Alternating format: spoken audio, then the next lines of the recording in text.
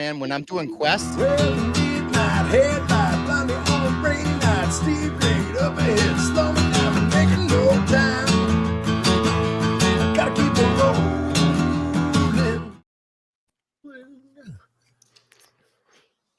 Hey, what's up, everybody, and welcome to the Rideshare Rodeo Gig App Worker Roundtable. We had a slight shuffle of the cards here last minute, but it ended up being we got a pretty cool panel tonight. We got Tom Kelly, that side, and then we got Miko, the entrepreneur, who also will be when she introduces herself here in a couple minutes when we get to talking. She'll tell you about her. Is it Join Miko? At Join Miko. Yeah. On TikTok. Her other channel too. And we have, of course, Luis at Delivery TV. And dude, I have to say this. I just noticed it today. Luis and I have known each other like a long time.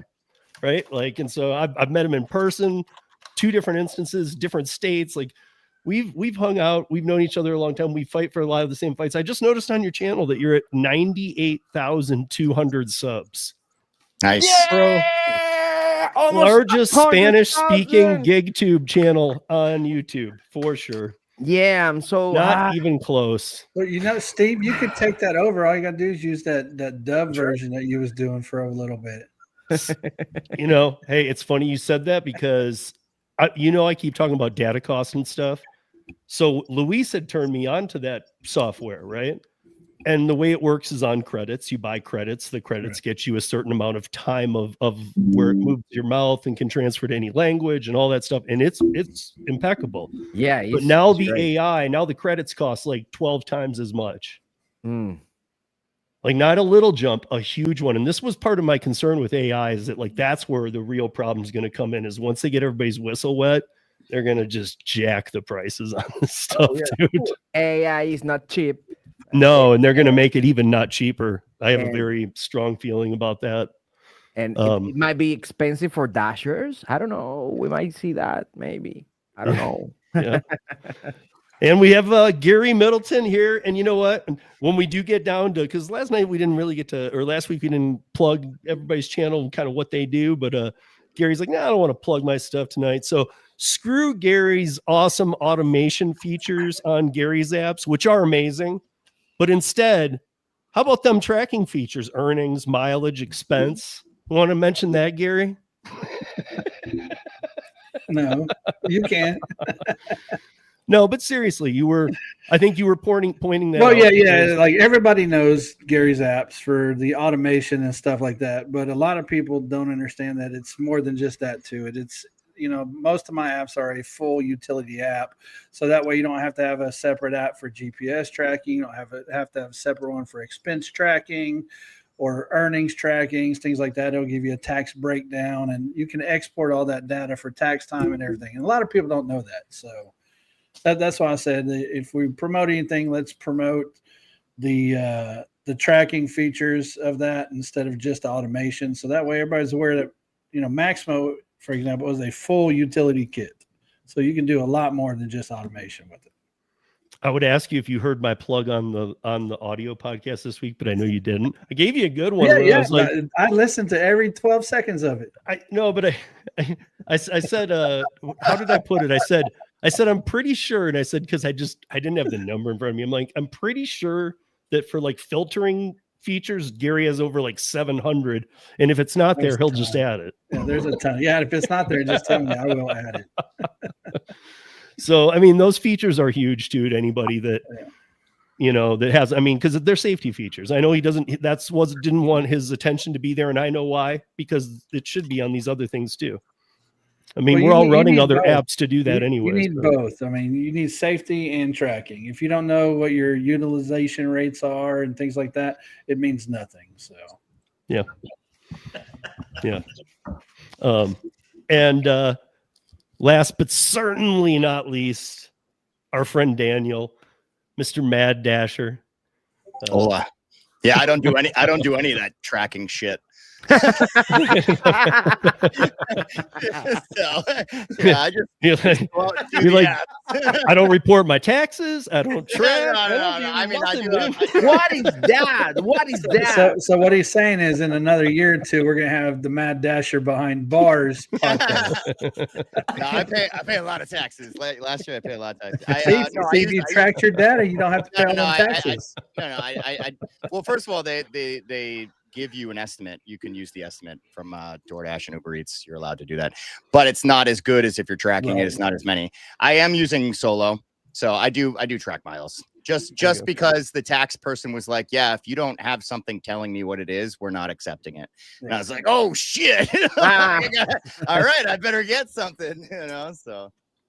Gary's apps do that. I don't have anything to plug my channel. I just do live streams of me making money doing gig apps, but I don't really make videos anymore. I make videos on my second channel.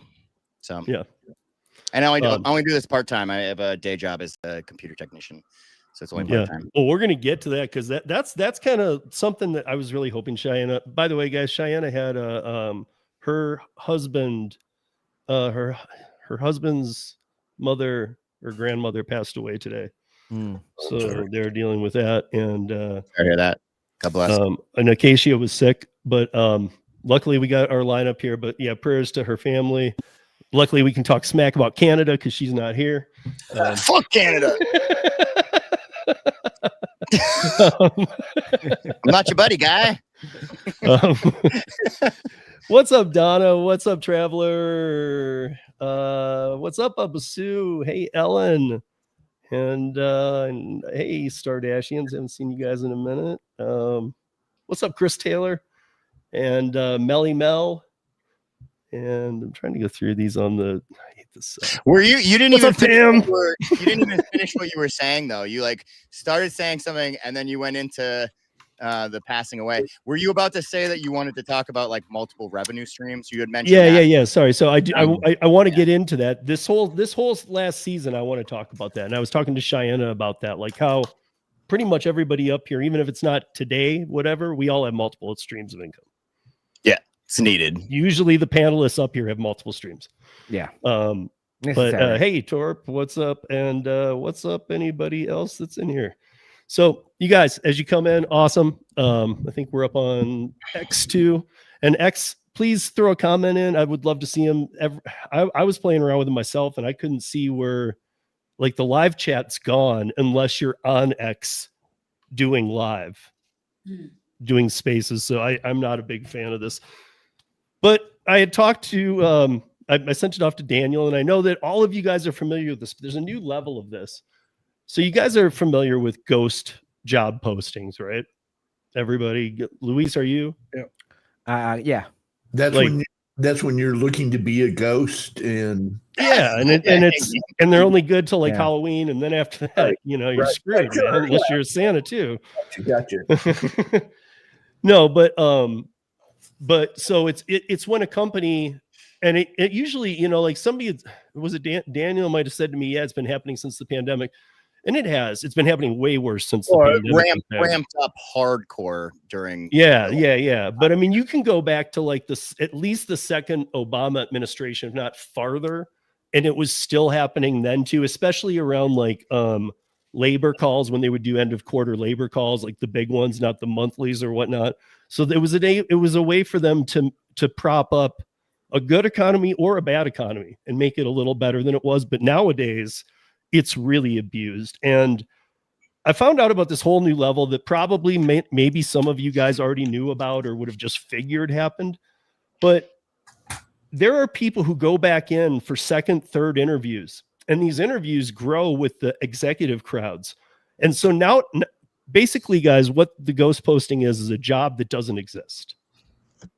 To those who don't know, they're saying, we're hiring these executives or these people at this company.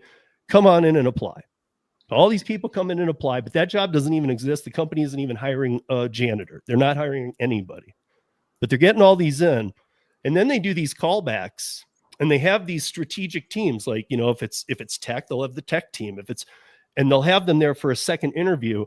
And now what they're doing is taking all of your ideas at the interviews and still not hiring you. So now they're like, oh, so you were part developer on that. How did you? And they'll like literally, they're not only picking at your brain to see how good you are at stuff, they're stealing all of your stuff. If it's not patented and you're not being careful. I'll say, Steve, this isn't new. They've been doing it in tech. Right. No, that's what coding. I mean, you'd get a coding interview. They'd give you something to solve. Mm-hmm. And then you still wouldn't get the job, but yet they'd go use that code later on. Oh, for sure. So when I was talking about the ramping up, though, I mean, like, as far as a ghost job and then there's like no jobs available, like when you guys are talking about in the past, yeah, they were still doing that for like the ideas and all, you know, to make an economy look better, but there was lots of jobs. There was lots of jobs available during the Biden administration. And right now there are no jobs. Yeah. Like people, like, regardless if they're doing all of what you're saying or not, there's no jobs anyway. So when I'm saying the ramping up, I'm saying like, it's ramping up to the fact that like more of those postings are becoming ghost jobs simply because they don't, I don't know, whatever other reasons, but there's no jobs to be had. There was that makes sense. It makes sense in my head. No, you're exactly right too. There was a person on TikTok who normally if I scroll across a video like this, I just ignore it. But there was a person on TikTok who I actually follow who was breaking down, like, so she's like, in science, she has she doesn't have her PhD, but she has her like a master's. And there was a company hiring. She talks about all these companies she goes in interviews with. And she said this actually was labeled even. So I'm like, no, she doesn't clickbait, but it was like the worst interview for the worst pay. And I still didn't get it kind of thing. So she goes in and they were looking for a PhD with 5 years experience or a master's degree with 10 years experience in the medical field that she was trying to do. And they called her back for 3 different interviews. Here's the kicker though. No shit. This job was for $19 an hour. That's crazy. This one was a real job. This existed. This was a real job. Oh. But $19 an hour. I mean, on our bad days, those of us that really know how to grind and get out there and no matter what have to make our money, it doesn't matter if we have to mug somebody or I'm just kidding. Like, you know, like whatever, we know how to make our money and we're doing better than that. Yeah, that would be a bad night. Yeah. I think it's better if we sell our naked photos on social media. Sell our feet. Earn, yeah. Ooh, yeah. Sexy. Feet You better get to that 100K before you start flaunting the new OnlyFans channel. Delicious. Rodeo after he dark. doesn't need it with the 100K. He doesn't need it. I need it with 5K. That's no. Everybody need it. Everybody need it. There are crazy people who want to buy my pictures for sure. Yeah, crazy people. Yeah, but I just want the money. The money. That's it. Yeah. And so honestly, this person that I'm actually speaking of, Bubba Sue just mentioned it right here. So her final thought of this video was she was saying the only place you can really go get a job right now is 7-Eleven or McDonald's. That's what she said. Now, this is a master's medical degree. She's in her 30s. So the age shouldn't be anything. It's not. You know, it's not like me in there going, why, you having an ageism suit with me? I'm going to end you. Calling me old, man. When really I just didn't earn the job. But I don't know. I find that to be, it's getting worse and worse and worse. And then I was watching somebody breaking down how, and I was actually surprised, maybe you guys call it this too, but somebody was breaking down, well, the last time that we had a huge recession, and the person interviewing was like the 2008 recession, and I was like, we had a recession in 2008. I know the housing market collapsed, but I didn't remember it being recession. It was a recession. Okay, yeah. Well, so it was the housing crisis and the recession. Yeah. Okay, so but this person was like, it's been that long, and so she's saying that there's no jobs, and then this person says, okay, you need to look at like whatever the national unemployment rate at the time was like 7% or something. And he's like, look at the damage 7% does. And then it was, now imagine with AI, all the white collar jobs gone, give it 4 years, 3 years. Imagine 25% national unemployment. UBI comes out at that point. And I think you are with me, Daniel. Like you and I don't even believe in that, but I mean, what else could happen? You have to. You have no choice at that point. You're gonna have to give people universal basic income. You have to. Who though? Who's gonna do it? I don't know. Tariffs. I don't know. Well, no. Here's my point. It's I mean, they can say that whatever they want to do and taxes and this and that and the other, but all through time, the holders of the 1% of the income don't let go of that income. You know what I mean? Like, no matter what, if it's like, dude, this is the end of the world, they'll be like, I don't care. This is my money. I mean, it would have to be the government, man. It wouldn't, like, the government would have to step in at that point. I don't know how they're going to step in. Yeah, because for me, first of all, I've always been a believer UBI could never work. But also, you have to have every country on board to do it. Every country, world needs to be on board, or else it's meaningless. They would be on board at that point because AI doesn't progress in one country. AI progresses everywhere. So this is not just going to be a problem with us. I mean, just think about like China and Japan, where a lot of their stuff is all automated. Think about how much it's going to impact them with AI and jobs for people over there. It's going to be bad, dude. It's going to be real bad. And there's no turning point. I've always been with this. There's no turning back. It's already going. So... but Luis, do you believe in UBI? You and I have never talked about that.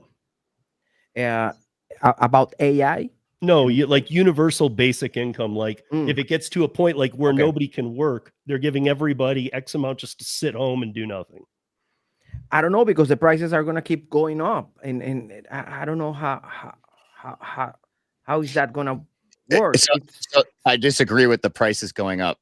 Actually, so as AI and robotics get cheaper, the manufacturing of items becomes vastly cheaper. Okay, because they're going to be creating things a lot easier, a lot faster. There's not a lot of people working for it, so things are actually going to be very cheap. And the other point is right now we're already giving people free money, dude. You know how many people get like $4,000 in cash from food stamps and then also get food money from food stamps, like thousands of dollars. What's the difference between doing food stamps and doing universal basic income? The government's still needing it, and they're gonna have to step in. It's either more people get food stamps and free money, or you just do like a basic amount for everybody. And then from ignorance, I'm just learning here. And what about inflation?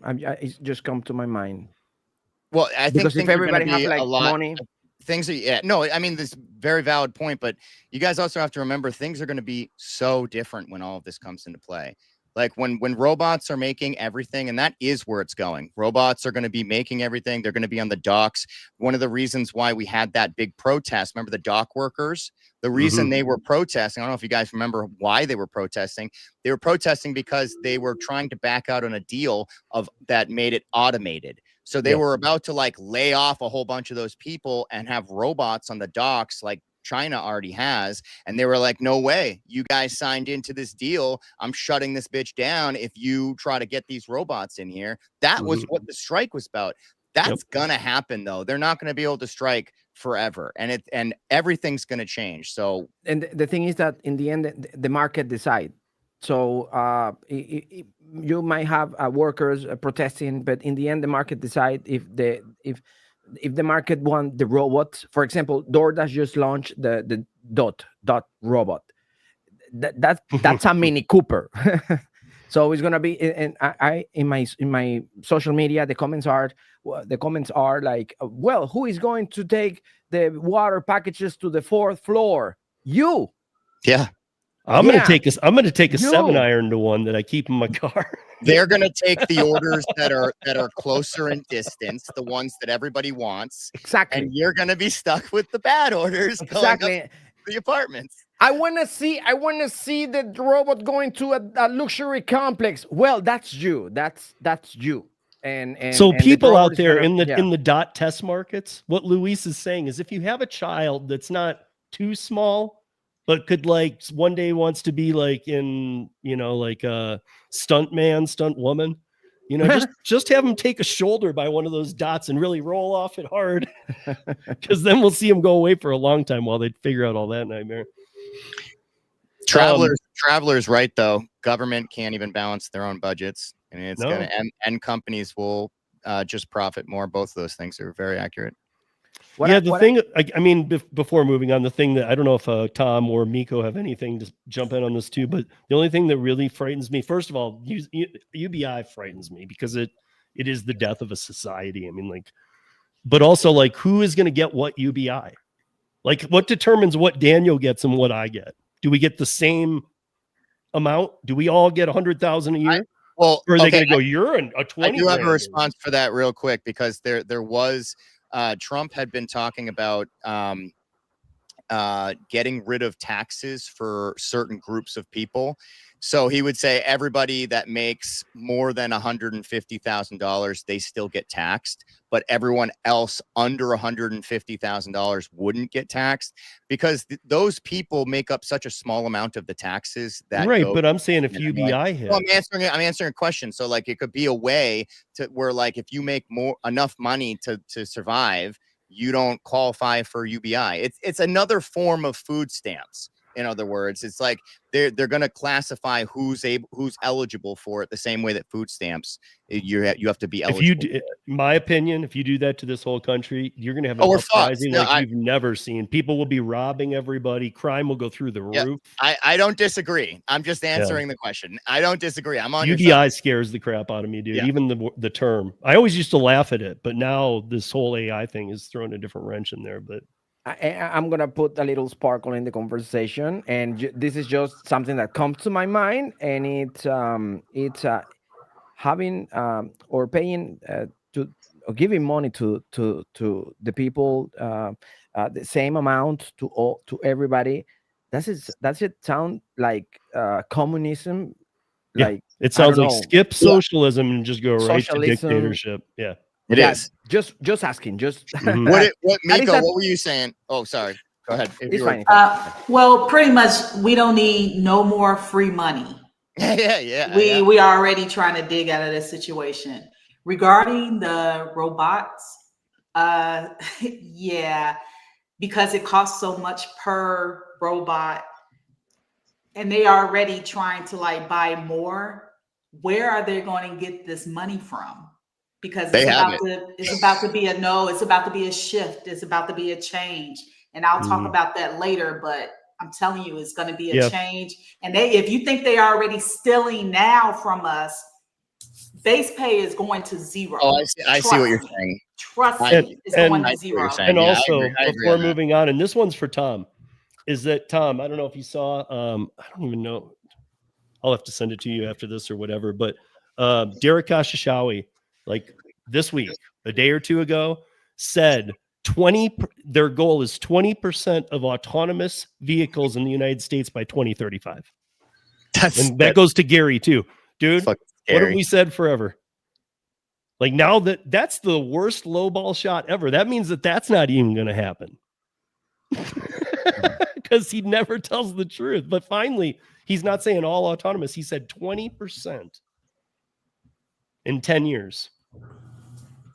Yeah, that sounds about right. But they're still not going to be successful with it as long as you have human drivers and automation at the same time. It's never going to work. Or people like Steve. And I'm not giving up my car. I just went to Miami. I came back from Miami 2 days ago. I spent 5 days. You almost cannot walk with all the robots. It's crazy. The Starship robots, delivery robots. That's the interesting part. Not only those, the famous brands. No, now restaurants have their own robots, and you see a robot with a little red heart and another gold and different types of robots. it's not only the famous. No, all kind of robots. You are walking, and it's crazy the amount of robots in the street. I couldn't believe it. I brought that point up last week, and I was like, aren't there going to be too many robots on the street if every single one of these companies, let's say like DoorDash does 20 robots, Grubhub does 20 robots, Uber Eats does 20 robots, and then like you said, other companies aren't even gig work, they're like robots. Like, who's going to say like how many robots are allowed? We're going to literally turn into like, Wall-E or something where all these robots are everywhere. It's going to be crazy. No, eventually the government will have to step in and do it on a permit basis. Eventually. Yeah. Now and permits will become be so damn expensive. Data centers are becoming so expensive. Like, and you know what? Those people have to really will pay weigh in for? and wonder if they can run a company on this. The permits will pay for UBI. Mm. I'm just saying, it's an idea.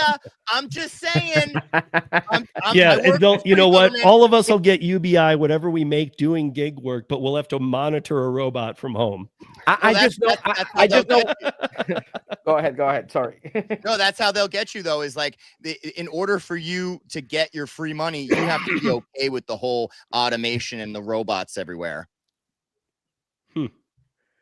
I only know one thing is I am going to enjoy so much the moment when I see all the robots doing strikes and fighting for rights, and that is gonna be so fun watching the little robots with the strikes and calling Derek or Shoshi. That is gonna be fun. Yeah. Well, I'll say this real quick is.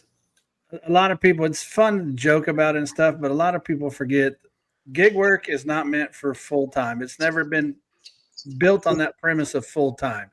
So if you're trying to do this full time, it's great now. 5 years, 10 years down the line here, you need to either make it part time with more other resources, or use it as a stepping stone to get something better. Yeah, and I've been talking about that lately too. About how. Listen, we've all been provided an amazing platform to like learn how to run a business, because most people here, Gary and I have spoke with so many. Most people here are not. They came right from W-2. They're right from W-2 to here. They don't understand the business part. This has been your opportunity to see how business is run without you having to do any of the marketing and PR and bring in every damn client. But you've also seen it from the how do you get screwed point. So now, how do you flip the script a little bit? And I know Miko has some words on that. But before we do get to that, I did want to mention this because I had to just renew my Allstate policy. So I'll tell you guys, I've been with Allstate. And I'm really concerned. They just did I've been with the same office for almost 30 years, or since 98, when I moved here. It's been 3 different agents. How old are you? It's a joke. I'm dementia. Dementia minus 5. It's a joke. I know you're 33. It's fine. I'm 33 plus 20. Yeah. Yeah.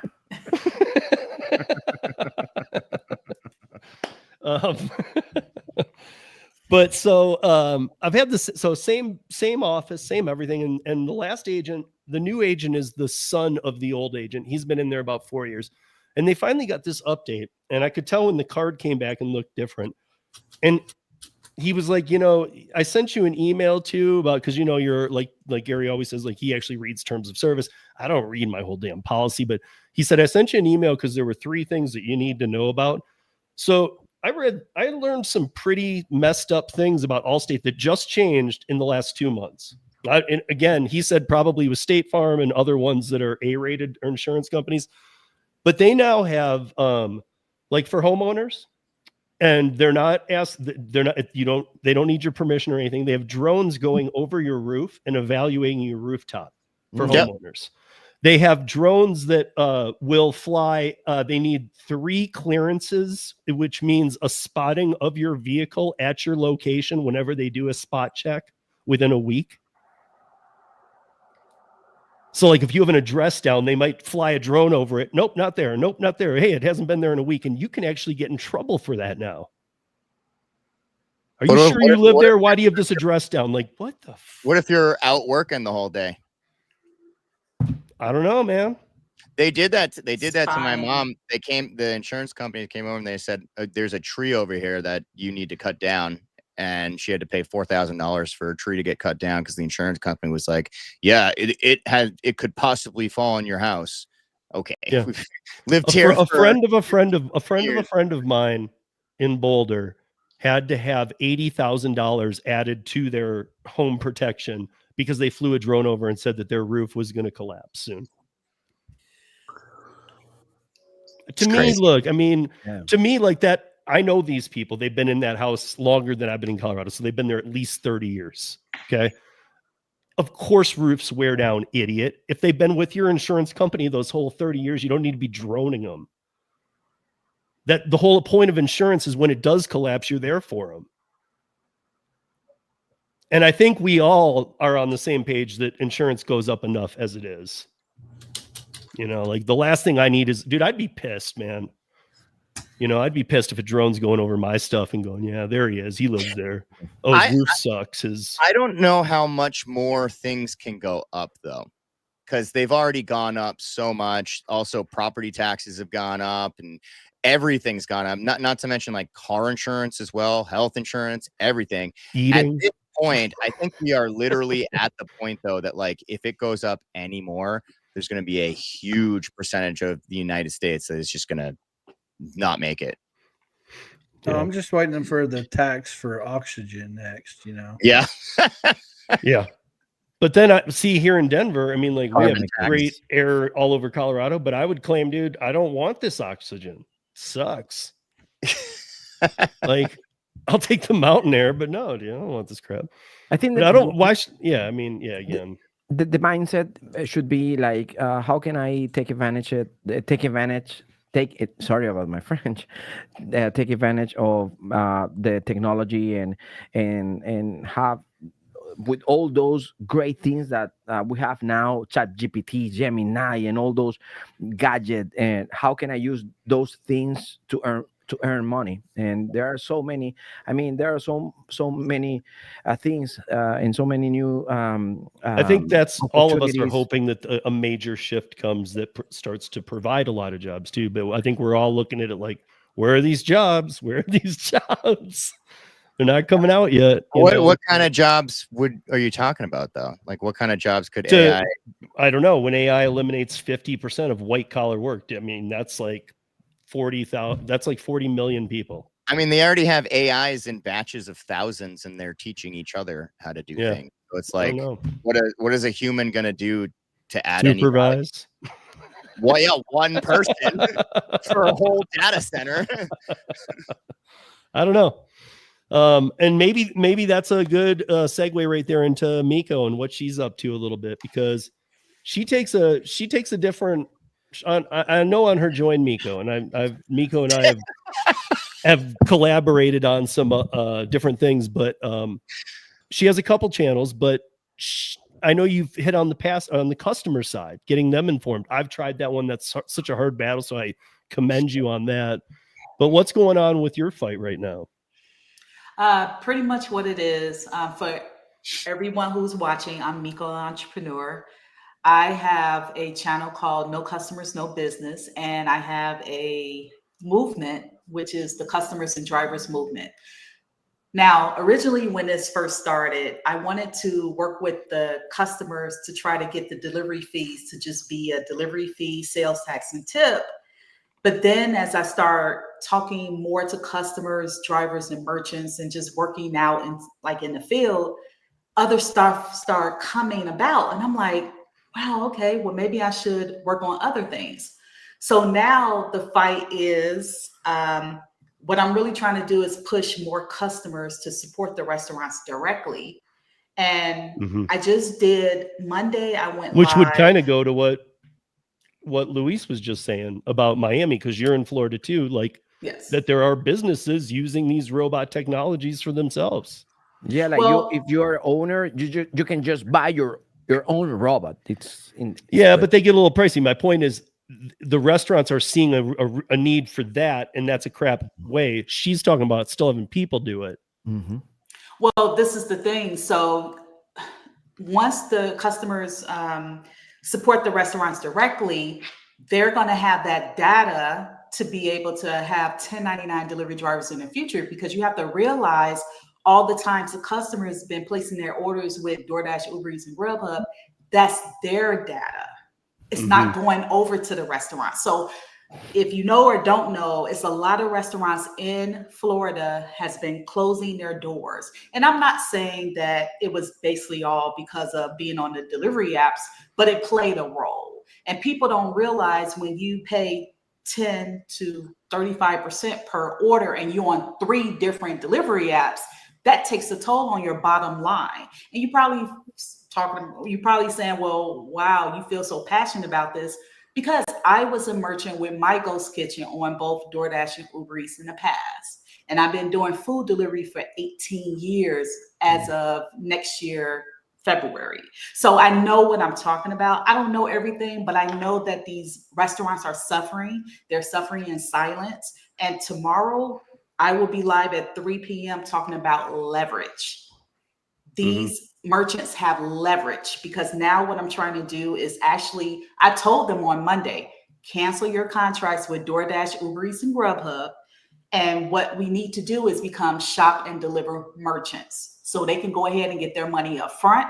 If drivers decide to steal the orders, you know what? It doesn't matter, because they got their money up front. And it's just a lot of changes. It's time to shift. And I'm just here. What I'm doing is working with all 3 categories of people: customers, drivers, and merchants. But the thing is, I don't get a lot of driver support, because I get a lot of comments, troll comments saying, oh, you're not for the drivers. This would never work. We need to do it a different way. And I'm like, think about it. If the customers, everyone though, if they all support the restaurants, they pay lesser delivery fees, which leads to a better tip for the driver. I'm sure you're getting trolled by the few, and there's not even many, but they do you're getting trolled by the people who want unions, and they want me to protest. They're like, why we just can't stop the app? And like I tell anyone, don't stop the app, make the money. Make the money. Just continue to make money, and you have to be strategic. And then working on the merchant side, if I can just get them to, like I said, cancel their contracts, become shop and deliver merchants, and then in the future have their own 1099 delivery drivers, it's just a process. And I tell people, you have to have strategies. It's not just about, well, on October 23rd, we're going to stop working at apps for a couple of hours. That never works. We've done this since, and it doesn't work. Pre-pandemic, these don't work. I hate to say it's been going on since 2015. They don't work. That's how long I've been around. Was it Instacart? Because it was always Instacart in the early years. Yeah, Instacart and Postmates in the early years, because both of them didn't show you anything.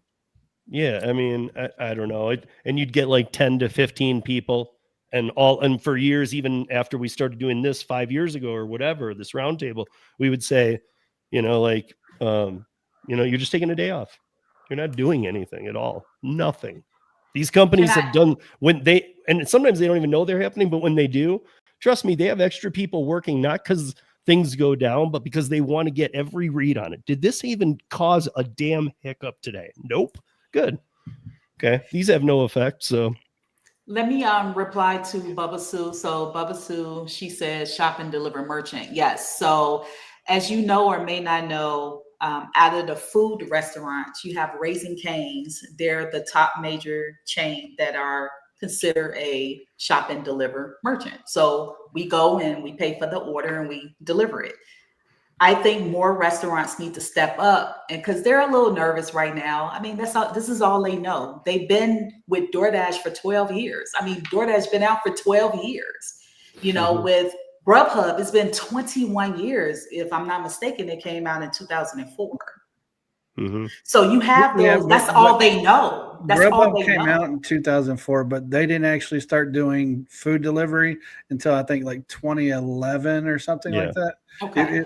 because they actually came out as a menu service. Is how they it actually, somebody had challenged me, and I know actually happened to know this. So in 2009, Grubhub purchased its first company that was already doing delivery on a college campus in Penn State or something.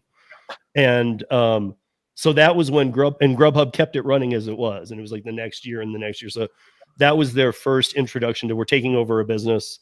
But then I had to look it up on ChatGPT, and I said, what is the oldest app? And the oldest app was it wasn't Domino's, but it was one of the major pizza companies, maybe Pizza Hut, 95. But then it said the oldest app, and it started off in the Bay Area as food ordering online, was 1997, Waiter, and it had the E in it, and then Waiter or O or whatever, and then and then years later it dropped it, and it actually was the first food delivery app. Yeah, you're talking about web-based back then. Web-based, but it turned into an app though too at some point. I think there's still an app now, aren't they? The Chris Barnes, who comes on this podcast a lot from Delivered and Expedite, sorry guys, from Expedite, is he worked for Waiter for a long time. Waiter's So, Waiter's still a thing, but I think they actually call it something. What's that one in Florida? I forget the name of it. yeah. I signed up for it, but they never got any orders. But so we got you, Luis. What has been up in your market? What's been up with your community? Has it gotten? I mean, I know you're still doing your thing, man, and you and I always talk. We haven't talked in a minute, but how is your community? By the way, those who don't know Luis's channel, check it out. Again, he's so close to the 100K, and I'm just kind of pumping that. But he's not just the best Hispanic channel out there. Luis has done some serious undercover stuff with some of the illegal stuff that was going on with Spark. And I mean, in a dangerous way. And after that video that we post, I went to vacation. And I mean, seriously, he's had threats on him and stuff. Like, all of you should, like, Luis isn't just showing you how to put a bag at a door. He's talking about some of the same stuff I do and stuff. And he's actually gone into the heart of the evil. Yeah. Well, what's happening right now is interesting because I was making some numbers the other day, and I saw that 44% of my old audience, they are not doing gig work, or they just they are working W2, and that's one thing. And the other thing is, and that was my fight. My fight was the account market is not new, but it's crazy. Now you can go to TikTok. I was watching this guy this afternoon selling Spark Driver account and opening Spark Driver account, and there on TikTok. And you mean through a bot service on Instagram, or like live on TikTok? Yeah, live on TikTok. Hey, you want to open your account? Pay me. Go to my private messages, and I will open you an account. And apps, the apps, they don't care. They don't do anything to solve it. And to be honest, in this moment, I'm not fighting against that, because it's like, if the app is not doing something, it's like having a restaurant with where you only need 10 waiters and you hire 10,000, and I mean, it's crazy. It doesn't make any sense. So that's the situation right now. 10,000 waiters. Just the crazy oversaturation, and the apps love that. It's like, they are junkies. It's crazy, and they don't care. So if they don't care, why do I care? And what I'm trying to, the message, the bottom line here for me is, my current message is, try to get something else to earn money. I mean, if you want to keep doing the apps, good, but if you want to earn more money, a law is not the way. And for example, I just recorded a video today, and the video is about the core. What may I have my whiteboard here? Mhm. Can I transform myself in a professor, university professor? Yeah. Thank you. Okay. Make sure you use small words. I don't keep up really well. No, I'm gonna make just a circle. Everybody's asking for more money. I want to go to the Luis is in parliament. Texas too. Who was that Texan that used to Ross Perot? he's one of those things too. So everybody want to earn more money, and they want to make law to minimum wage, and they want to make strikes. And yeah, the thing is that you cannot earn more money doing that because you have the core. And what is the core? The core is the algorithm. So yeah, you can have $25 minimum wage. That's good, but you know what? The algorithm is gonna change, and it's gonna create a situation when you cannot have the minimum wage. It's going to do that from day one. Exactly, Because the minimum wage in the laws you're talking about are in states where we tell you those are not the laws you want. Because those active time minimum wages are just a joke. And you don't see organizations and trying to work here. They want to work here, but this is not the solution. The solution is here. Yeah. But how do you fix this? This is difficult to fix because you need money to have people trying to look what's going on here. And I don't believe that someone is going to try to fix the core, the algorithm. I don't know how to. Here's what we can't. What I mean, you and I have talked about this a lot, Luis. Hey, but here's what we can do is we can an applause for the whiteboard. Good. We can. Good. An applause for the whiteboard. Great. Still a little I might have a lost. sound. Okay. Here you go. Something about the core. We got to get the core nice and warm, guys. Here's what we can do. We're kind of go into something Gary's doing in his state right now, and we're trying to do in other states too. And Luis, you've been part of this with me. It happened in Colorado. So yes, demand transparency. Don't worry about the money. Quit worrying about the damn money. Because if you can get the transparency, if you can get the metrics removed, or so that they don't matter, like they don't here. I mean, I can prove this every day. We can have Gary and his top dasher ass could be 2 miles from a pickup. I could be sitting right outside. I'm getting it every time. Closest to Penn gets it here because it's fully transparent. There's no reason to hide it. So if you can do that, and the audit system you will use is from the receipts of the drivers and the passengers, not the algorithm. I think there's a solution in there.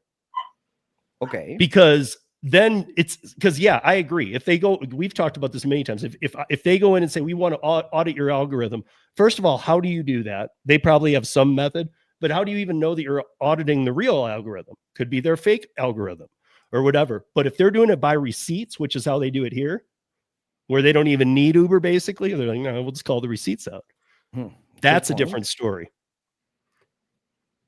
So I think that the states that tie money to it, like you were talking about, show me the receipt. And the core and then the $25 an hour active time. If you put a dollar amount on active time into your law in your state, it will fail.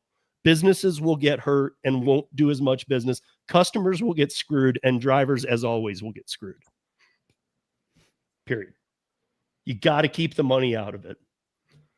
And that's what we got here. We've submitted some other states. I know Gary submitted and was going to give some kind of an update here tonight. He's kind of trying to push the same thing as the Colorado bills. So, yeah, it's been about a month since I met with the representative last time, and he's got it submitted through his assistant, and they're retweaking some wording on it.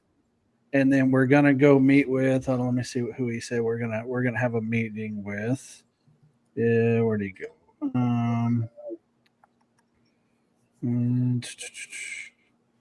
The chair of the transportation committee is our next step on this. So he's setting up a meeting between her and us, and then that way we can get her on board with it too. He was saying that it's a big part because if you don't have your transportation network for your city on board with it, it's kind of hard to regulate rideshare. And I was just gonna say that, dude. That's why I said to you, remember how we went through a whole year here of the bill just got rejected in 23, and then in 24 it got sucked up because it was separated. If you had made that one, that's exactly what would have happened.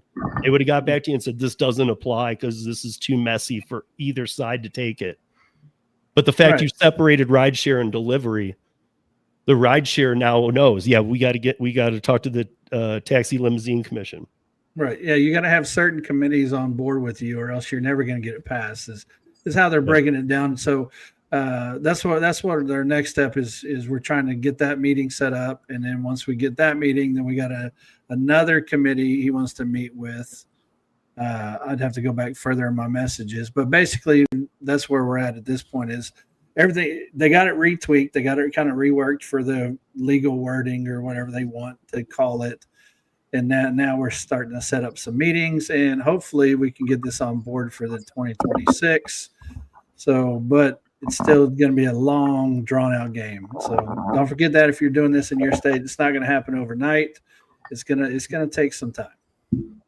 Yeah, and email Gary or I if you're interested in that. We will be talking about that in future weeks, because building on this different income streams, and that's where we'll move to Daniel here, because Daniel has different income streams. I do. I can do production work. I can do gig work. I can do I've worked for bars. I've cleaned. I know how to go and clean taps. I know how to be a spotter. I mean, like, skill sets, guys. Find them. You can even train for them today. But Daniel, what do you got going? Because I know you have multiple income streams. I mean, like I try to keep it to a manageable amount. Obviously I have my day job, which is computer tech. That's most of my money. And then DoorDash, Uber Eats. I don't really go into any other apps. And then YouTube. I have 2 YouTube accounts. So I stream on this one and then I make videos on my other one. I was doing pet sitting during the summer as well. So I'd watch like pets for like an entire week or whatever. But mainly I also I've been investing all my money into either crypto or the stock market as well. And that's getting passive income on either investments, or if you had stocks with dividends or something. There's a lot of ways that, like, not only can you have multiple income streams coming in, but then you can start building passive wealth and start working towards your retirement and stuff like that as well. So have you considered cuddling? Cuddling? Dude, I don't think that's an app anymore. Is that the thing where like you'd like pay for somebody to come and like cuddle with you? Yeah. No, I'm good on that, dude. Hannibal signed up for it in New York City. By the way, my cuddling appointment is calling. Yeah, I'm busy. I'm busy right now. I call you later. That's his OnlyFans manager wanting some more foot videos. Yeah. Yeah, I will send you the pictures in 30 minutes. Thank you. See you later, alligator. Bye. I was saying I was going to start on only foreheads. Pictures of my forehead to people that see. There's people who want that, man. If you do that, no, I know there are people. I know there are people obsessed with like bald people. There are people like that. It's creepy. Yeah. No. In fact, going back to what he was saying, I don't know if any of you guys watch Sergio's channel, but he's also pushing the same thing, investing and things like that. He was saying he does crypto and stocks, and so eventually that will, be your retirement in the future. So even as Sergio says, buy one less cup of coffee a day. Yeah. Buy one less of something that they take that money, that small amount of money, and put it into something else. So if you haven't checked out Sergio's channel for investing, you're missing out. So make sure you go look him up on YouTube as well. And so he's not talking about the rideshare guy. He's talking about at Sergio Avedian. Right. Yeah. Yeah. Not the rideshare guy. Actual Sergio's investing. So in my live streams, people get sick of me because I talk about that exact thing all the time, about how much money, like, especially if you order DoorDash, just cook pasta one of the times that you want to order DoorDash, take the $50 or maybe $100 if it's a family that you're ordering for, and put that into investments. It's called dollar cost averaging. You can just do $10 here and there, and it might not seem like a lot, like you said, like a coffee or, you know, going out to eat for one time or whatever, but it adds up really quick. And another thing that I've been telling people is that there's a lot of credit cards out there right now. Like I have this credit card, Gemini, and every time we buy gas all the time, I get 4% cash back on my Gemini credit card, but it automatically, it's not cash. It automatically purchases XRP for me every time I use it. So I'm getting 4% back on every time I'm filling up, and I'm filling up all the time. And just that little amount that I'm getting back is adding up in my investments the whole time I'm doing it. So you could, you know, lots of different ways that you can start building wealth very slowly. And then you can do it in a way where you're not even noticing you're doing it. But then like 2 years down the road, you're going to be like, hey, where'd all this like thousands of dollars come from? Especially if you get into like crypto or stuff, you know, it's going to keep going up. It's going to be money that you're not missing anyways, because you're already spending it to get gas. Exactly. Yeah. And I mean, what's the other big gas card that people use? It's been around forever. I'm sorry. Go ahead. I wanna share. I'm using, for example, and I know Daniel, you know this one, Acorns. My wife told me in last December, she's using Robinhood and she have an Acorns account and she have different. She's the one who knows all these things, and she told me open an Acorns account, and I was like, okay, I am going to open an Acorns. Basically, you put money like $5 per week, and you save money, and that money is gonna be invested. And that this was in December, and I have $7,000. Nice. That's great. But how much do you put in there every week? Right now, or does it vary? I'm putting 30, but you can get bonuses and referrals and so many options. And I in less than a year, I have $7,000 here. So I actually had this exact conversation with my chat the other day, and like it's a great starter thing to do with Acorn. It's a starter.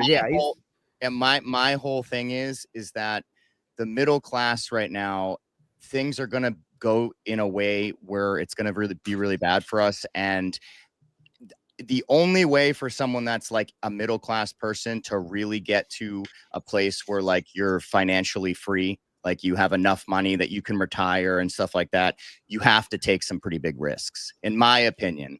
And doing something like Acorn's great. It's kind of like a 401k, which I do have one. I have a 401k, I have a pension, but I'm putting a lot of my money into riskier assets that might go up more percentages throughout the years.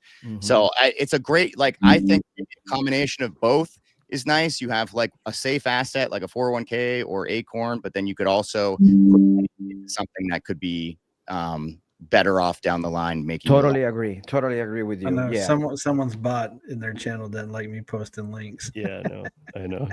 I'm gonna get banned. So Tom, you've been a programmer, you've done this, you've done your trucking radio, I know you've done a lot of things, and I know you're just kind of, you don't even do just like Daniel was saying, he does his day thing and then he does only food delivery. You kind of are the same. You do different spot only ride share. Yeah, so I'm in a different spot than the rest of you in that my secondary income now, or primary income now, depending on how you want to look at it, is I get a nice little Social Security check once a month. That happens when you get to be an old man, and you've done a good job with your 401k and all that.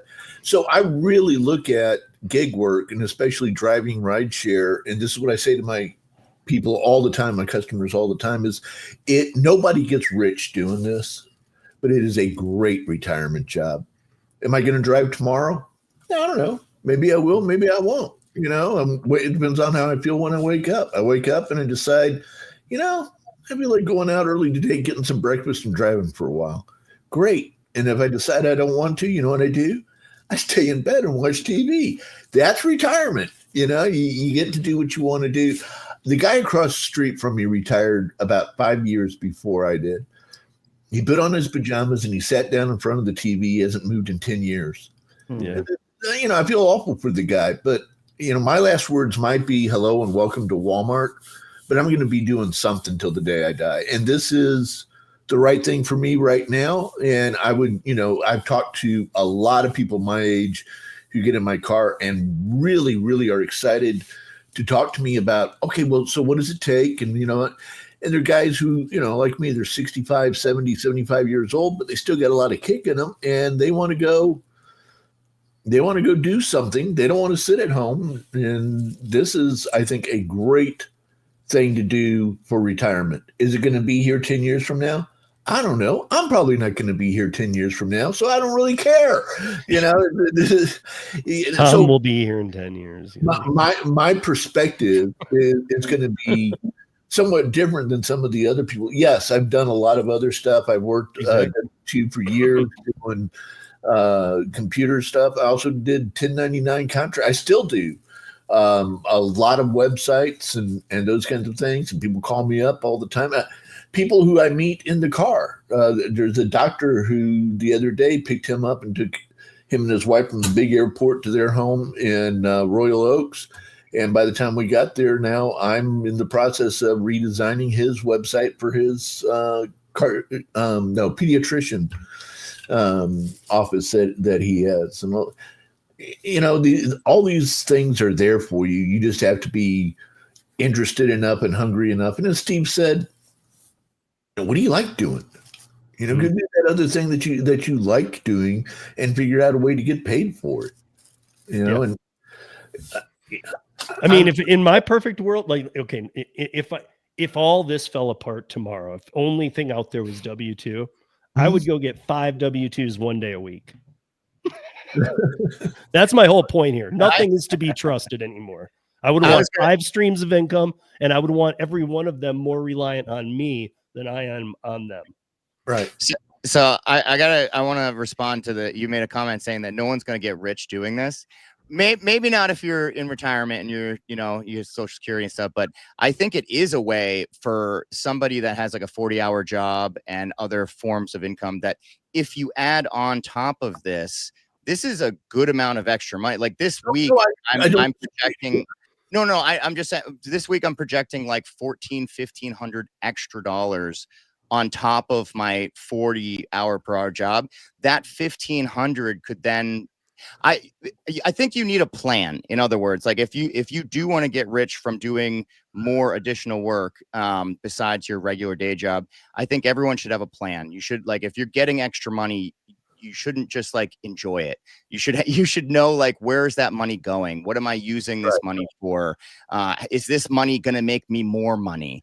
So I think everyone should have a plan. But yeah, if you don't have a plan, you're not going to get rich. But I think gig work is a great way for people to get extra income on top of, right. But what I'm saying is that there are not a lot of people on any channel that say, yeah, all I do is drive DoorDash and I've made over $1 million this year. Yeah. A lot of people who say that. And if they do, they're liars. Yeah, totally get it. But in the end, you have with the gig apps the flexibility to do different things that can get you there. That's more the point. That's kind of the whole thing. Like Nico's got her other things. She's had restaurants and ghost kitchens, and so like even if one thing goes down, I guess the point here is to those out there who multi-app or even the worse off, which I hate saying this, guys, but I know there's a lot of you. I've talked to you for years. Gary has too. A lot of us have. But people who only do DoorDash or only do one app, if that's your plan, I would go back to the drawing board for a little bit.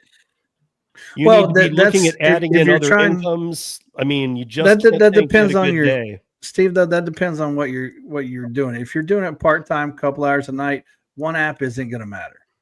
It's really not. But then you'd already be adding it into other income. Well, you can make more. I only do it a couple hours after my day job, right. and But again, you already have other income streams. Right, but what I'm saying is, like, I make more with having 2 apps, though, even if it's only for 3 hours. Well, you always will. That's right, the thing. right. You'll always make more. The more opportunities you have, the more money Yeah. got to make. Gary, I think Gary was just pointing out if somebody just wanted to make it Yeah. easy. I only want to work Yeah. DoorDash. Oh, if you want to make it right. easy, yeah. Right. It's nice to have one app and not have to think too much about it. That's for sure. That's why I said for or if you everybody, use it's different, but for- Gary'sApps.com, you can do the same thing and not have to think about it. I like Yeah. the difficulty. I like the game and of like figuring out the best, order to take and stuff. So, we got the banner. It was the There it banner. is. There's all Gary's apps, by the way. Luis, I'm glad you're here because I want to hear everybody's take on this. Because if I didn't, we missed a couple of the things, but I had this last week too, and I just have to go. We'll go through it quick, you guys. I'm good with this now, and I think it's hilarious. And every once in a while, I start getting these like I'll get pops of emails about Prop 22. At least I live here, and I got Prop 22. Okay, listen, let's break down this California timeline real quick. So, because I know it very well, I know Gary knows it.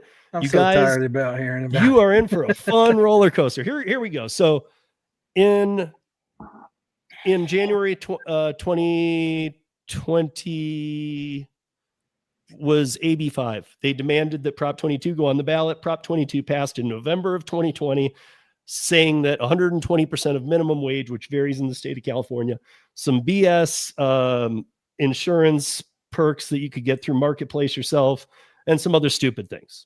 But 120% of active time. It was abused by I was going to say slutty apping, but I think it's dirty apping that everybody calls it. But if you're dirty apping, you could have technically been screwing around with that. Now they've kind of tapered that down. So people seemed to, for a while, like the Prop 22. But then there was a whole group saying, no, dude, this is not good. And the SEIU said, hey, this isn't even constitutional. Well, then you shouldn't have let the voters of California vote on it, because by 7 million votes, it won at 59% to 41%. So you already let them vote on it. So the Supreme Court of California in 2023 solidified Prop 22 for life to the SEIU that said it was unconstitutional. They said, not only is it constitutional, the people voted on it and we're keeping it. And now Prop 22 is forever, since it doesn't have a number. It doesn't say an amount. It just says 120%. So they're like, it's locked for life. So the SEIU moved to AB 1340, enlisted union shills like Nicole Moore and others, and Drivers United and some of those groups out of LA that just want to be unionized. And they pushed AB 1340, which was allowing them to unionize. And guess what? Gavin Newsom signed it.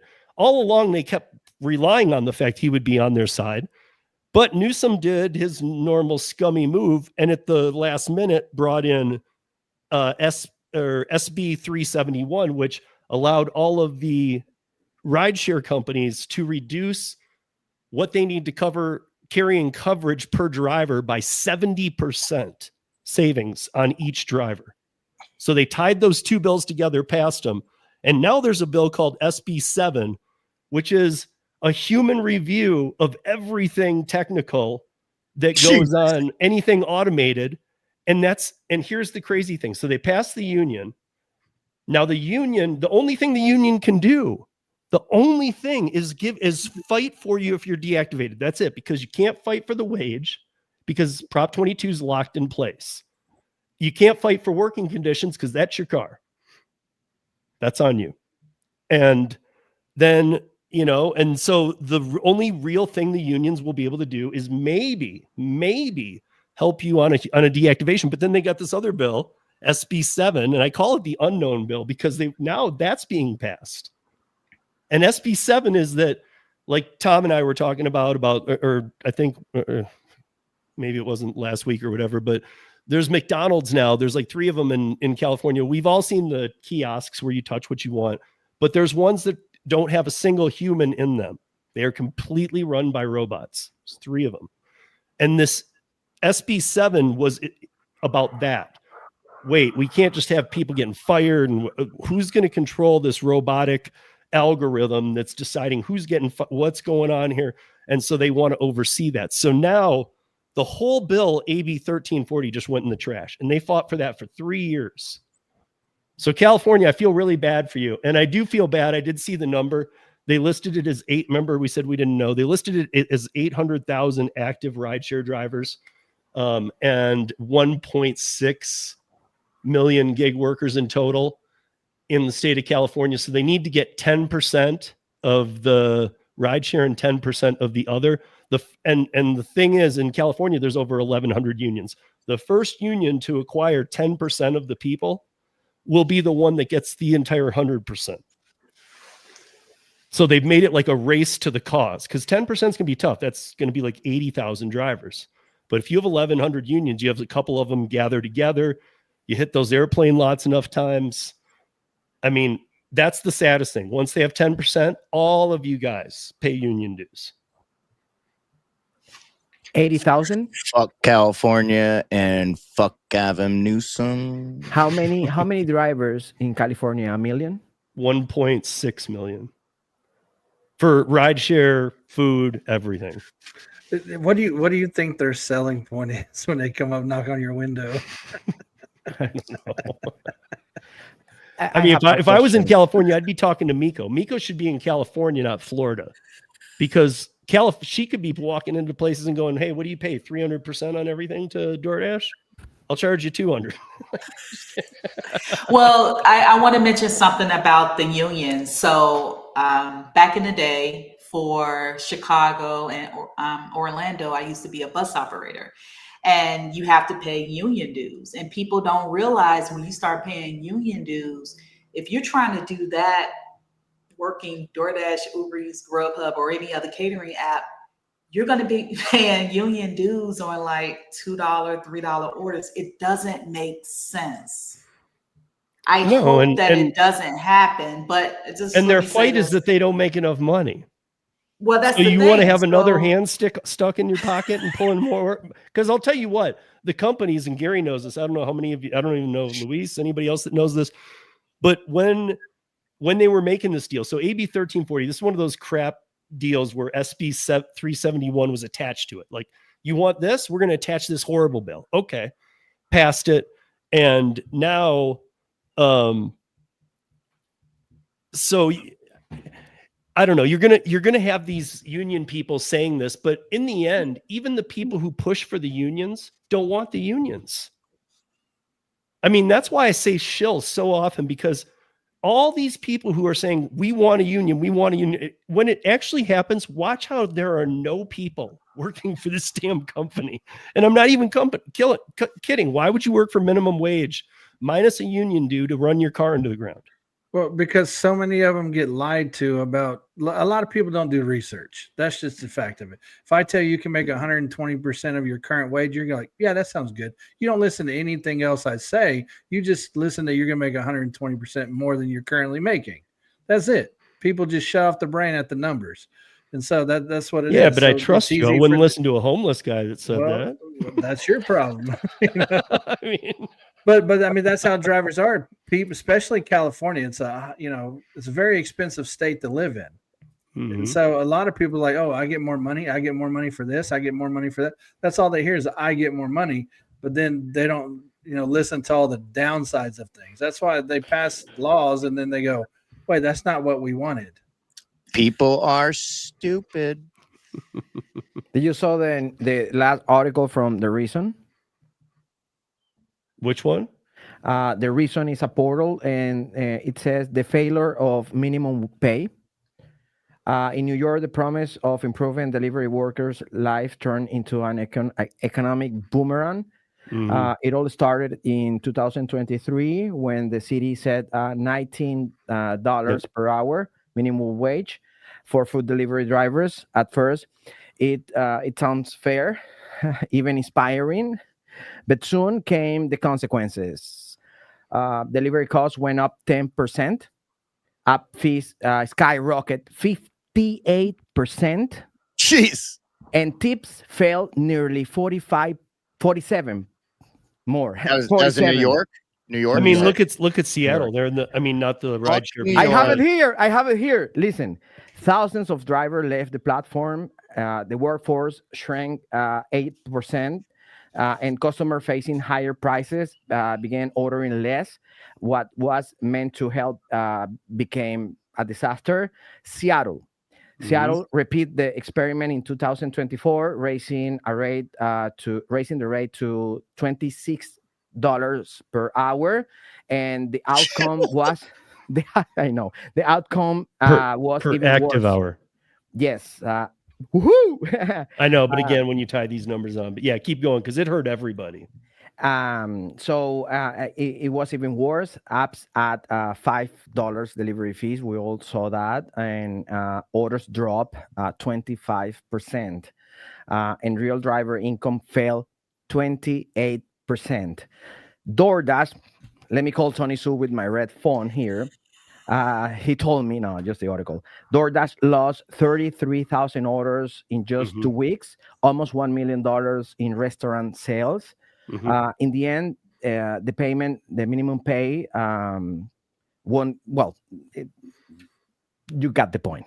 The delivery workers now are down to between 20 and 30%. Where in the city of Seattle, there's 20 to 30% of what there was a year ago.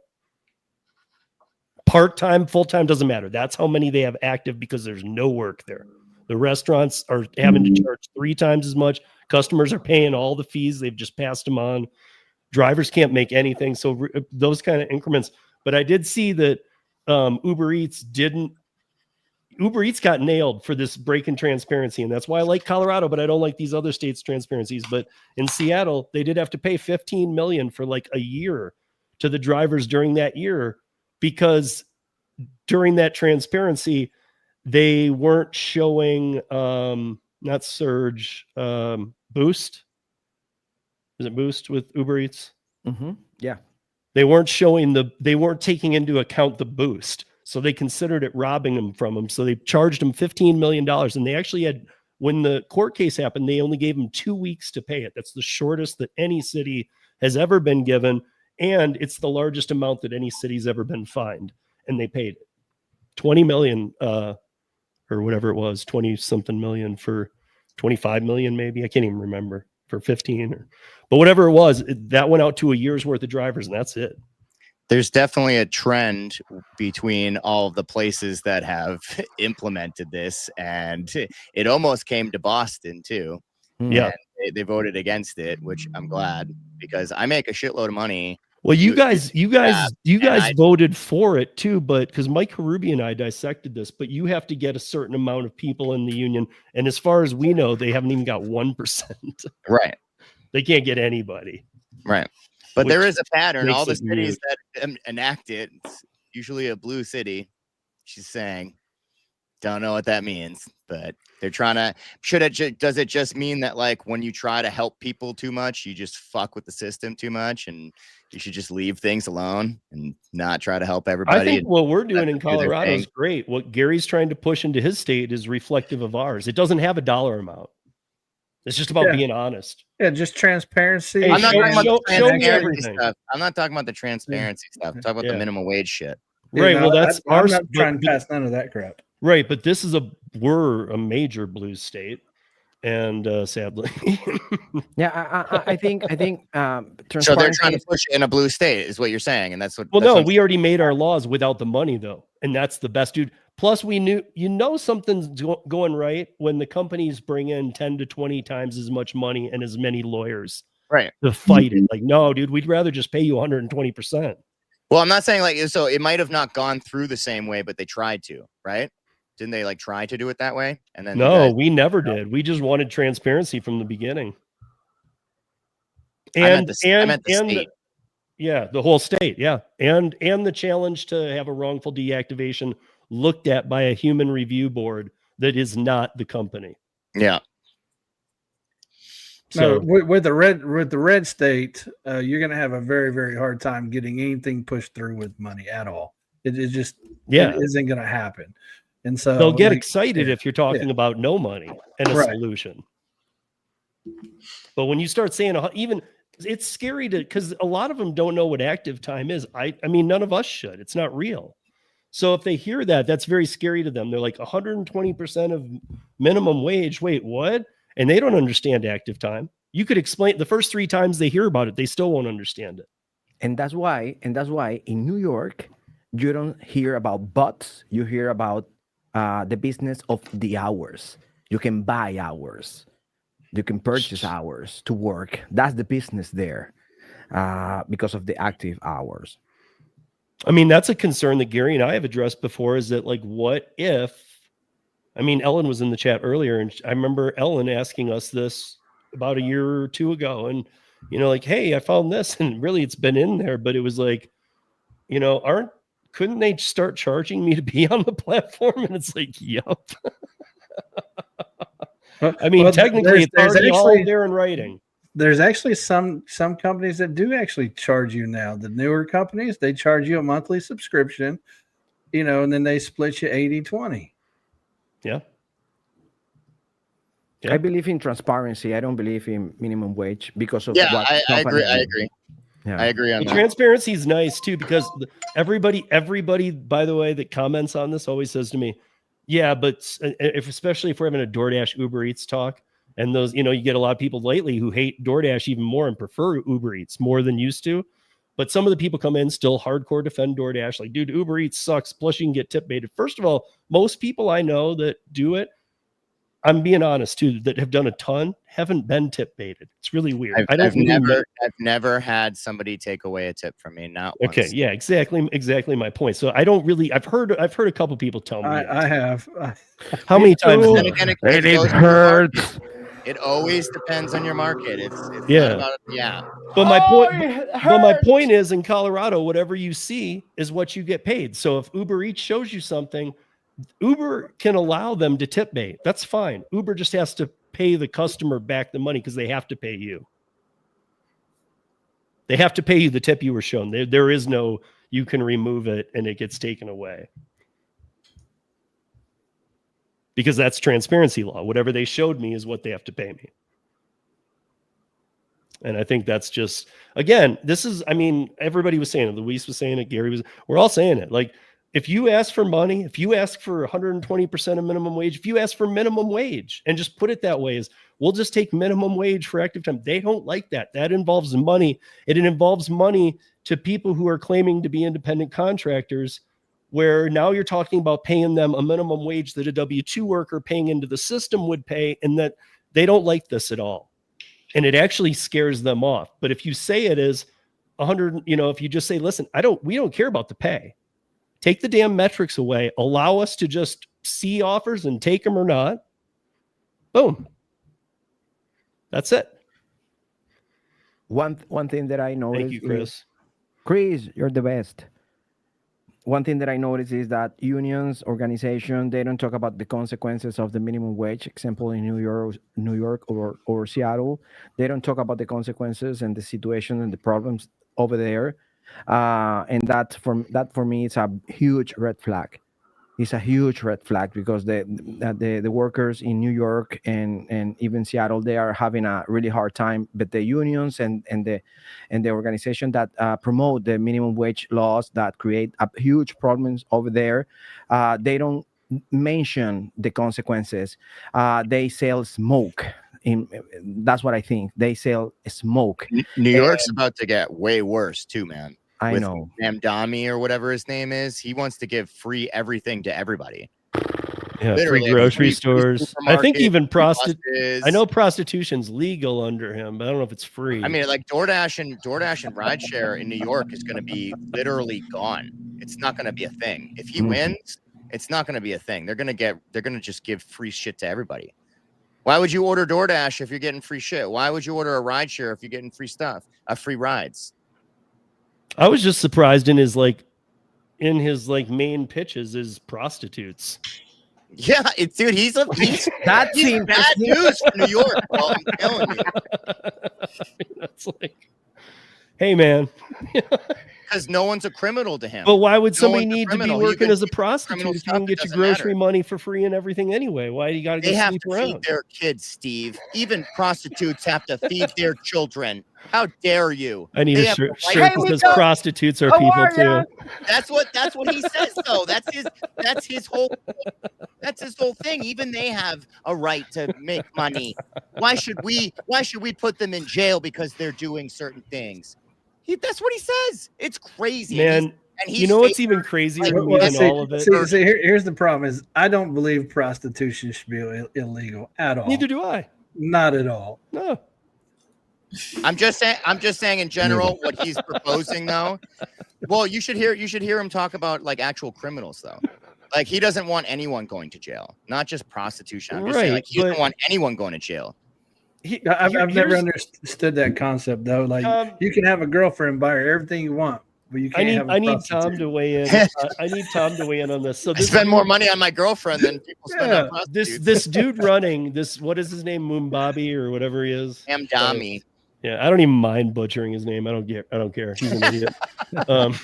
He's a psychopath, dude. But really like 58% of New York wants him. Like I understand people don't like Como. I understand people they didn't forget about all the Como stuff. I get it. But like Como's polling at like 20%, and then they got that crazy dude with the red beret. Yeah, he's polling like 13% and won't get out. But I mean, like those are really low polling numbers. Like it's not even a close race. I think it's already done. Said he's gonna win. He's gonna win. Like if you'd asked me 3 months ago, I'd have said, no, New York is one of the biggest financial sectors in the whole country and the world. If he fucks up New York, dude, we're in big trouble, dude. But if he fucks up New York, that super far, and sorry if you're in this, guys, but anybody that's in the super far left will be destroyed forever. Because it will be proof very quickly how it doesn't work. But they're still gonna support it, man. They want free stuff. I know you're saying that, but like you're still gonna have people supporting it. Right, but I mean, Tom, in your experience, won't the millionaires, kabillionaires, whatever, leave New York City? Yeah. I mean, but then I'm saying if they leave, who supports the system? No one. That's why I'm saying it will be fucked. Yeah. You're gonna be fucked. I don't know. New York will fall. It's going to be the Roman Empire falling. Yeah. So, I mean, from my perspective, I think there's a big difference between kind of what we're talking about and the truth of human trafficking and exploitation that goes on in this country right now that most people are completely blind to. They don't understand what's really happening there. I agree. In a simple world, I would understand why prostitution would be illegal and that kind of stuff. But in a complex world that we live in, the vast majority of the women who get caught up in that aren't there because they want to be there. And, clear distinction. I'm not supporting that crap. And I'm just saying it's out there and we can't just lightly gloss over that. So since you asked my opinion, I think we got to be careful on our approach to all of that and remember that there's something horrible going on out there. And we as drivers who are out there in the public every day need to be watching out for it. I keep a card, a couple of cards in the back of my car that basically say in multiple languages, if you are being trafficked or you have an issue, whatever, I'm a safe person. I will help you get to the right place. And it's available to anybody. And I've had people in my car who clearly were in trouble, but they had people with them and they couldn't say anything. And it's a hard thing to deal with, but something that we as drivers should be, especially if you have people in your car all the time like I do, it's something you should be thinking about and ready for and and I'm not trying There's to a sign too that people can give from another car, and I always forget it. But and so I've got all that kind of stuff in the back of my car.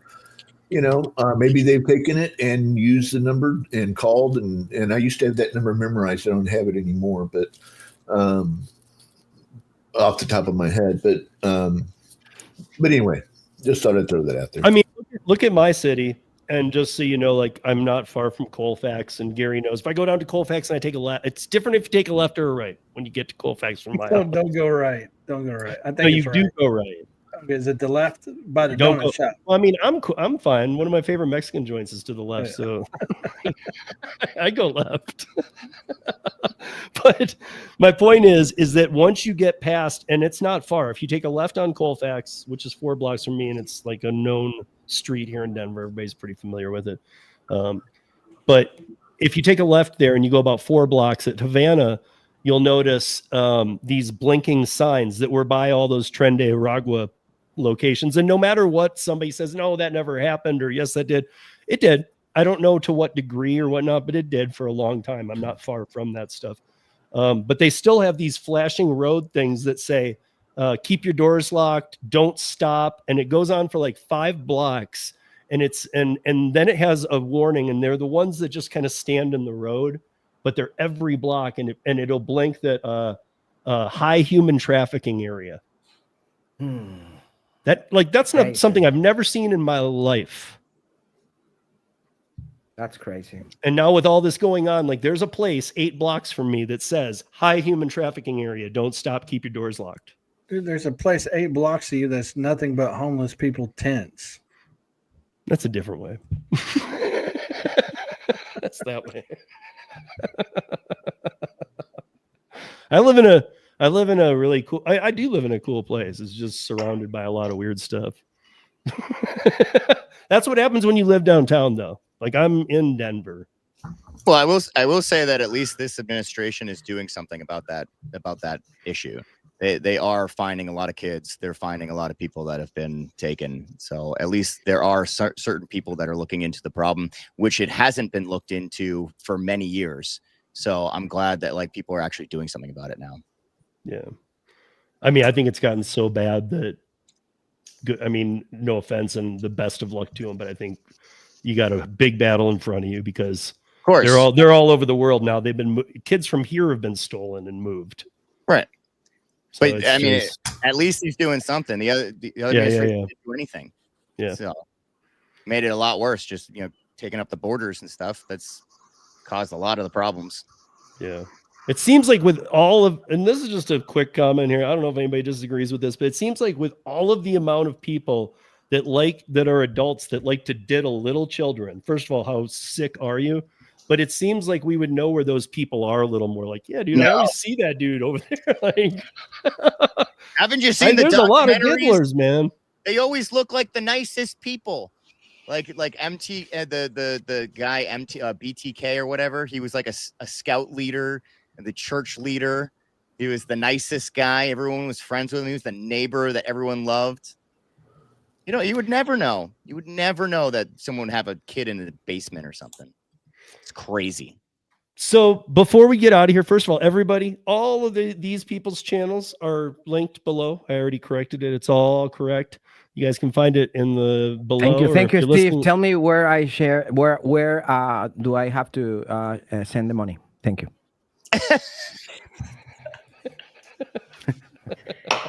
You can send it to me. And actually, I'm glad Miko said that because I wanted to end with Miko. I know you have your thing tomorrow. If you have a pitch, because I know how hard these things are. Like what she's doing is like what we were doing 2 years ago here. Luis came and he was here. He knows that how hard this was. We had a town hall that had so many people. Gary was here. We had so many different people. We really had to push. We had a senator here. We had a House member here. This was very hard to get this pushed through. What Gary's doing, and so I know where Miko is, and she's in the start of a grassroots fight that is not easy and can be extremely frustrating. So, what do you got going on? I'll let you be the last thing to plug before we get out of here. First of all, I want to say thank you, Steve, for being there for me and with me in the beginning. So thank you for just believing in this mission. Tomorrow I go live at 3 p.m. where I'm going to be talking about leverage and how these merchants have leverage with, in the platform so they can be able to make that decision to cancel the contracts to be a shop and deliver merchant. Also, I am collecting donations, whether it's super chat, super thanks, super stickers, or any video, live, or short. Also, I have Crowdfunder. I also have Patreon, and I also have channel memberships now.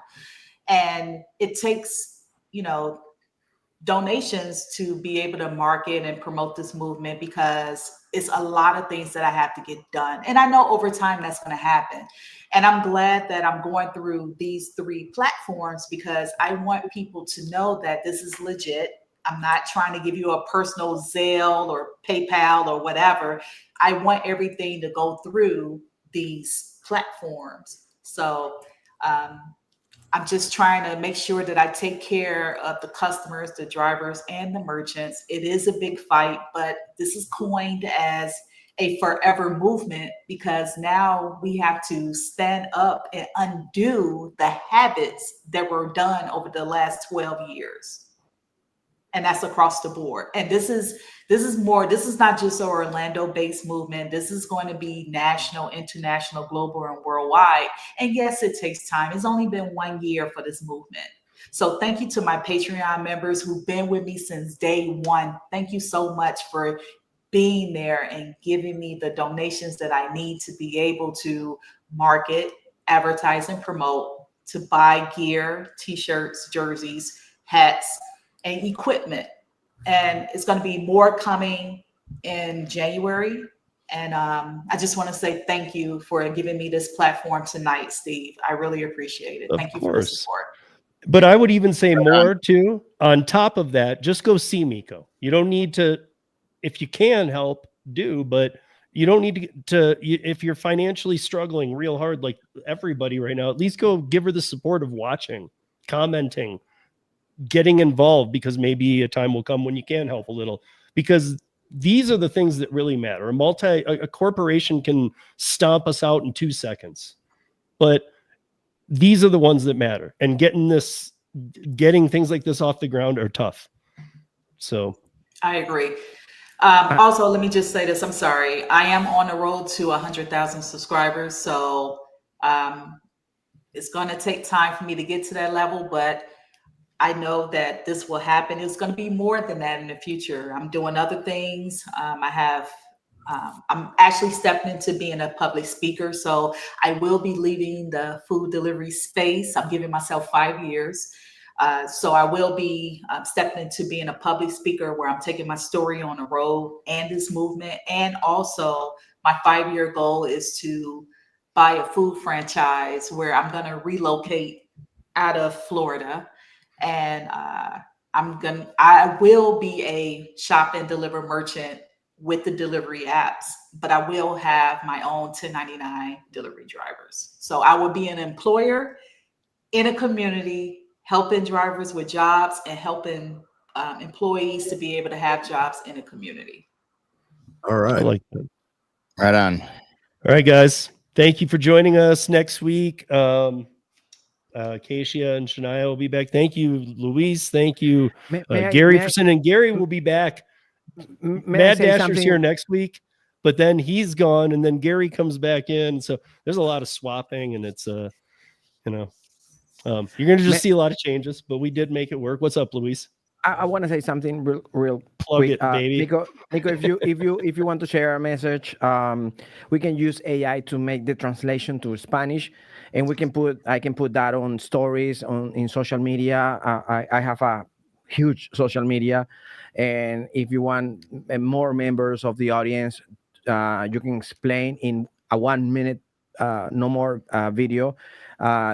We can use AI to make the translation to Spanish, and I can share it in stories, and it's crazy, and I can support you in that way. And I do live streaming on TikTok every Monday. So yeah, Luis's lives get big too, because it is a whole community of Spanish speaking. So Luis only messed up 1 point there. He wanted you to speak less than 1 minute. That ain't gonna happen. Yeah, please. But he's saying for the translation portion, but I think that that's where you just keep working on it till you're down to a minute. No, and 1 minute, because the stories, for example, Instagram stories is only 1 minute, so it will be just great if you make a 1 minute video, and I think it's more than enough to share the message. Thank you. Yeah. I really appreciate that. Thank you so much. Speaking of TikTok, what is your TikTok? Because I just started and I need like 50 followers to go live. I think I'm at 29 or something. So Okay. Delivery.tv. I go live every Monday. If you want to go live for a couple of minutes, I will share your Okay, Spanish. I got you. Spanish. I Yeah. got you. I just followed you. All right, guys.